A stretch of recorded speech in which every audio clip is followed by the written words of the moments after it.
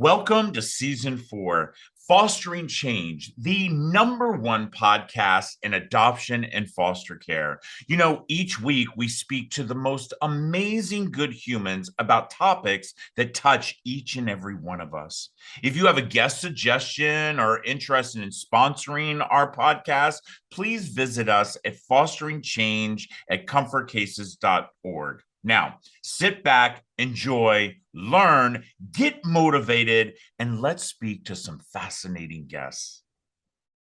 It's so hard to believe that we are nearing the end of April and we're getting ready to come into May. And I am so excited for my next guest. First of all, I have to say to my next guest, congratulations. She just had a brand new baby girl. And, Yeah.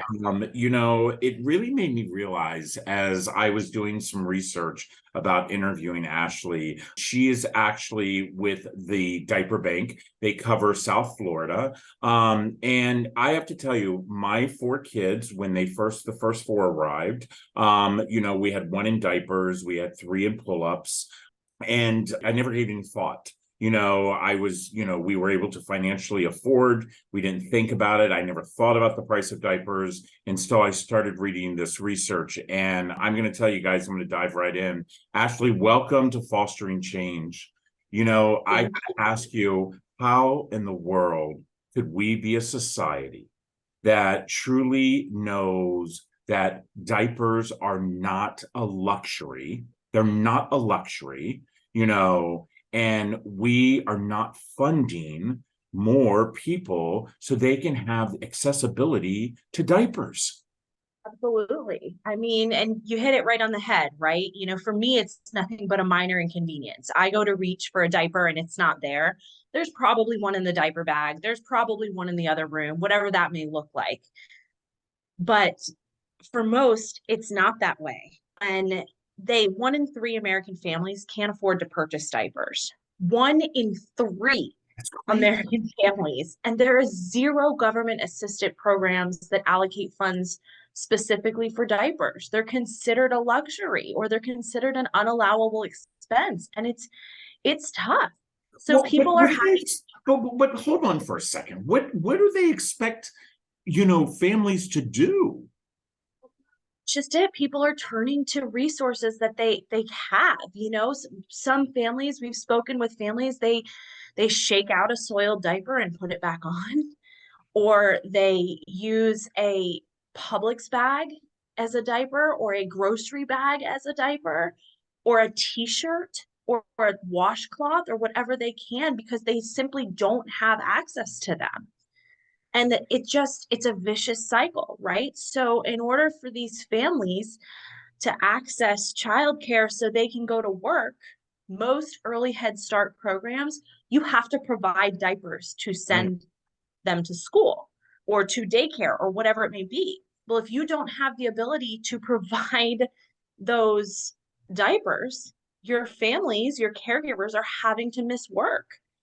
And if they're having to miss work, they're missing their income. And it's a vicious cycle that we need to change. Oh, And let me tell you something. As I'm here listening to you, I'm thinking about, the parent who's not able to go to work, which is then not able to pay rent, which then means they can't put food on the table, which then means child welfare comes in and takes them through their kid in foster care, all because of the fact that we could not do something as simple as providing something that to me is an absolute necessity. It is a necessity. This is a thing that actually blows my mind, though, Ashley, as I'm sitting here thinking about this. I've adopted all 5 of my kids out of foster care. And when my youngest children arrived, we were required to have WIC as we were going through the adoption process. And so if anybody who doesn't know is watching this or hearing it, it's a subsidy for kids under the age of 5 for them to get cheese and beans and fruit and milk. And I always used to say to the WIC, because every month you have to take your kids into this WIC office, they have to weigh them, they have to make sure, and then they give you this WIC check, and on this WIC check it tells you what you can buy. And one of the things that always used to blow my mind is that you'd have to buy beans, and it would be bags of beans. Bags of beans. Now, mind you, they didn't give me a crock pot. They didn't give me a Right. recipe book to teach, but you had to buy these damn bags of beans. So, Yeah, and I have actually spoken to families where they have bags and bags of these beans in their cabinet because they don't know what to do with them. Why couldn't exactly. we just buy some diapers? It's tough. I mean, it's unbelievable. And even with food stamps and SNAP, they're considered an unallowable expense along with alcohol and tobacco. I mean, this is a necessity. And we as caregivers, whether we be a parent, a loved one, whomever we are taking care of this child, especially in their youngest stages, they look to us to provide that safety and that comfort and that love. And that part of all that is being able to provide a clean diaper for those child, for Yes. these So, children. so how many? So you guys have been around 11 years. You've distributed how many diapers now? Yes. So we have been around 11 years, and last year we distributed our 5 millionth diaper into the 5 community. million diapers. What is the average number of diapers does a child use in a day? The crazy part is the infants, and in those first few months, they can go through 12 diapers a day. And toddlers, when they get a little older, I mean, it's as much as 7 or 8. Diapers are expensive. They can cost 70 to $100 a month. And it's unbelievable. And the families that we work with, they don't have access to your wholesale, your Right. places where they're more less expensive, such as your Costco or your Sam's Club or whatever, where you can buy things in bulk. They're just running to a grocery store and paying these premium prices for these diapers. It's Oh, hard. And no family should have to choose between feeding their child and putting a clean diaper on their child. yeah. Nobody should have to choose. And Wow. that's where we step in. And that's Yeah, what that to me is unbelievable that we are sitting here and we do not have the resources. We do not have the resources that we're providing organizations like yours, to make sure that children are getting the necessity, which is to get a diaper, a clean diaper, a clean pull up. exactly. When I was a younger kid and I grew up in foster care. My foster parents, they had biological children and they used cloth diapers. And I remember that they used the diaper service would come and pick up those cloth diapers and bring them back all folded. And why have we moved away from that and have gone to these disposable diapers? I mean, is there, again, I mean, I'm not saying that, everybody, but why do I know it's an act of convenience, don't get me wrong, but why could we not do something like that could maybe shrink our numbers down? So that's a great question, and it's a great option for some people. And cloth diapers, many don't know, some still require inserts that have to go into cloth diapers, as well as you have to be able to properly clean and dispose of anything that is in the diaper, right? So there are no longer these agencies around that are taking care of that for you. So Got it. then as a parent, you're now having, I mean, they're still there, don't get me wrong, but they're just not as easily accessible. Got it. As a parent, you're still having to do these things and to ensure you're doing it properly and hygienically to to ensure the safety of that child and your or whatever that may be. So that's one of our big challenges when it comes with cloth diapers, but and it's a matter of convenience as well, right? And the fact that you also still have to find inserts for those diapers, some of the diapers, and they're still having to find that and fund that as well.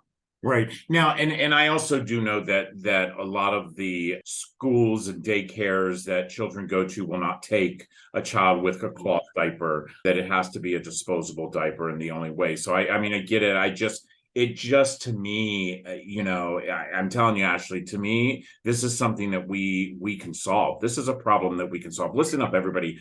I do a lot of ask, and I know that, and I love all of you for stepping up and always getting to, that helping hand to these organizations that I bring onto our show. But I'm telling you, this is affecting me big.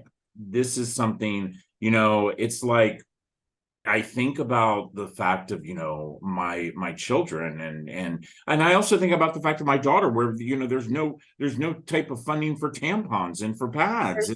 There's which not. is again, it is not a luxury. It is It's not a not. luxury. And that's what people need to start to realize. And if you're able to go to that overpriced coffee shop, and by the way, listeners, I know you visit it.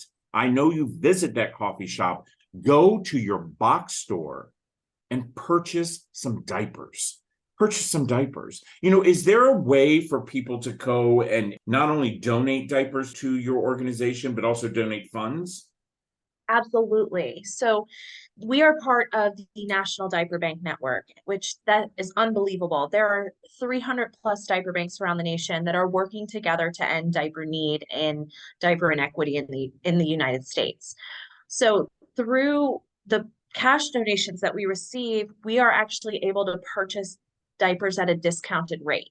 The average price per diaper is about 25 cents per diaper retail.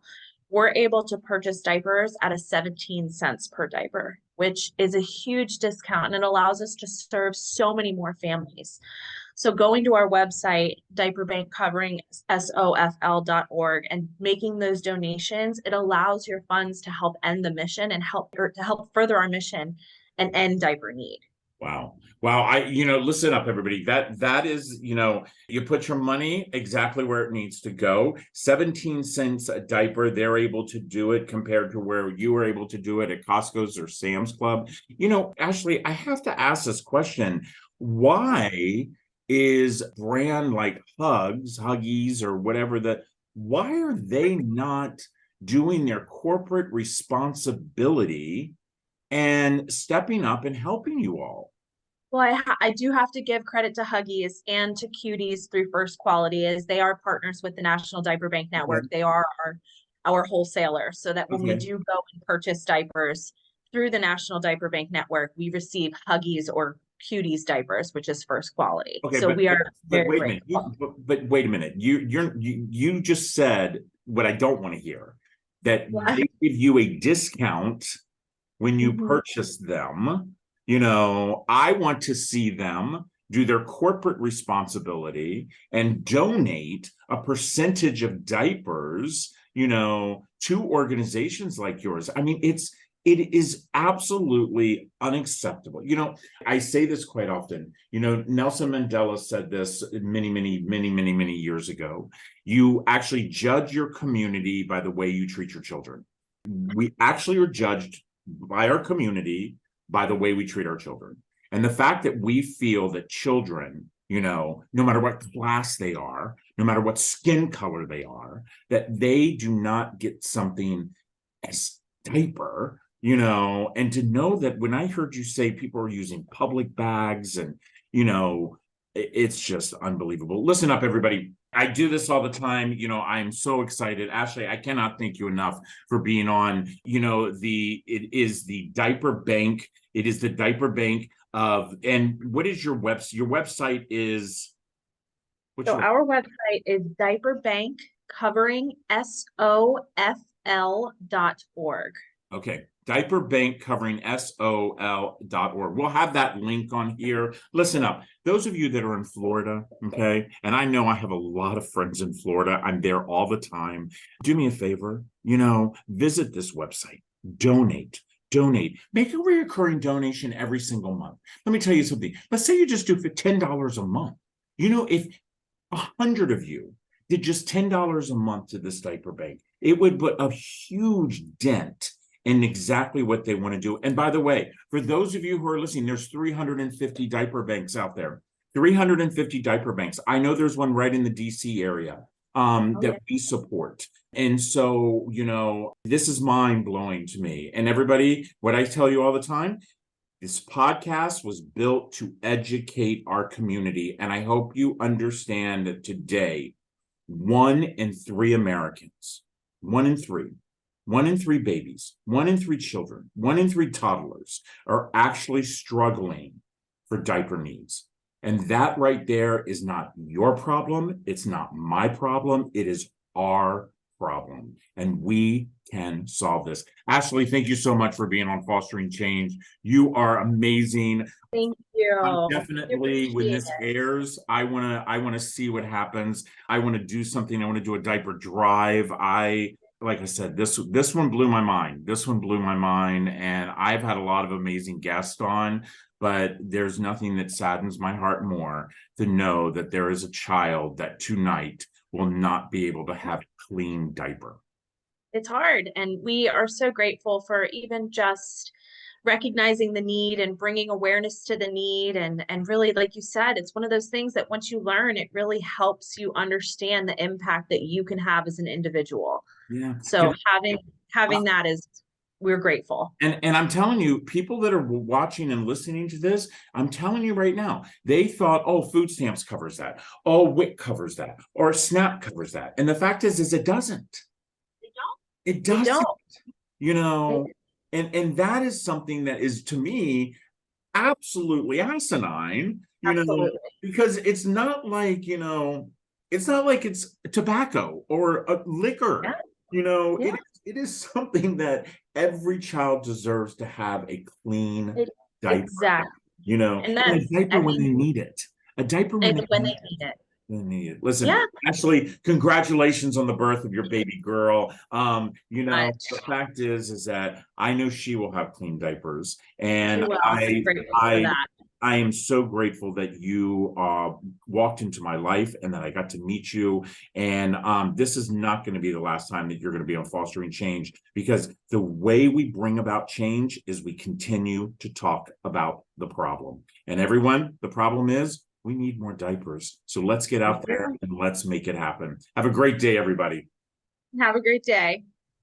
I want to say thank you to each and every one of you for listening or watching the latest episode of Fostering Change. All of us on our team hope that you've learned something new today and have been inspired to be a good human. Now, just a reminder that you can always find Fostering Change on your favorite channels on Google, Spotify, iTunes, YouTube, and others, including, of course, comfortcases.org. I want to give a big thank you to all of you for joining us each and every week. And a reminder that if you have a suggestion for a guest, or maybe you might have a question about today's podcast, or are interested in becoming a sponsor of Fostering Change, please don't hesitate to email me personally at fosteringchange@comfortcases.org. Now, that's it for now. Thanks again, and we'll see you next Tuesday. Take care.